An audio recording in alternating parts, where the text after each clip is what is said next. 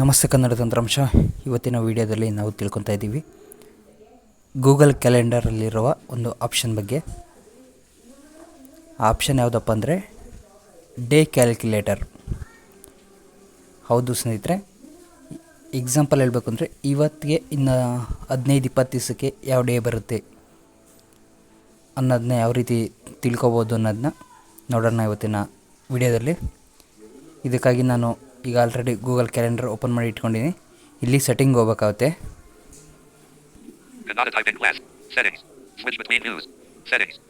S, setting ಸಿಕ್ಕಿದೆ.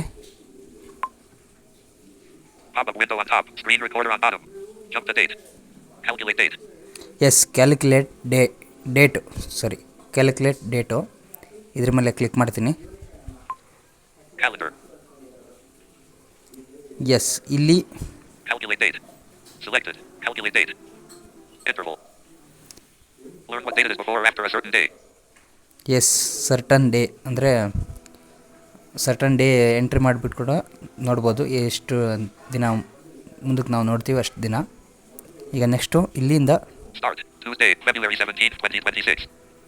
ಇವತ್ತಿಂದು ತೊಗೊಂಡಿರುತ್ತೆ start date. ಇಲ್ಲಿ ಬೇಕಾದ್ರೆ ನೀವು ಕ್ಲಿಕ್ ಮಾಡಿ Choose date.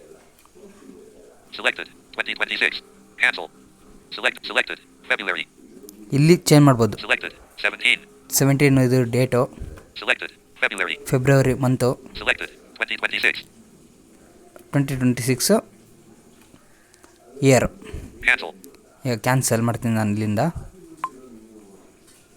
Calendar. ಇಲ್ಲಿಂದ ಈಗ ನಾವು Forwards.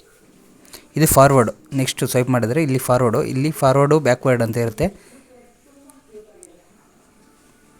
Enter the number of days. Edit box. ಇಲ್ಲಿ ಎಷ್ಟು ನಂಬರ್ ಡೇ ಮುಂದೆ ಹೋಗಬೇಕು ಅಂತ ಈಗ ನಾವು ಚೂಸ್ ಮಾಡೋಣ. ಇಲ್ಲಿ ಬರಿಬೇಕು. ನಾನೀಗ Showing number keyboard. 508. 50 ಅಂತ ಬರೆದೆ. Keyboard hidden. 58. Edit box. ಸರಿ, 58 ಆಗಿದೆ. ಓಕೆ, ಇರಲಿ ಪರವಾಗಿಲ್ಲ. 58 ಆಗಿದೆ. ಇಲ್ಲಿ ಕ್ಯಾಲ್ಕುಲೇಟ್ ಇದ್ರ ಮೇಲೆ ಕ್ಲಿಕ್ ಮಾಡ್ತೀನಿ. Result. ಎಸ್, ರಿಸಲ್ಟ್ ಬಂದಿದೆ. Result. February. 58 days after.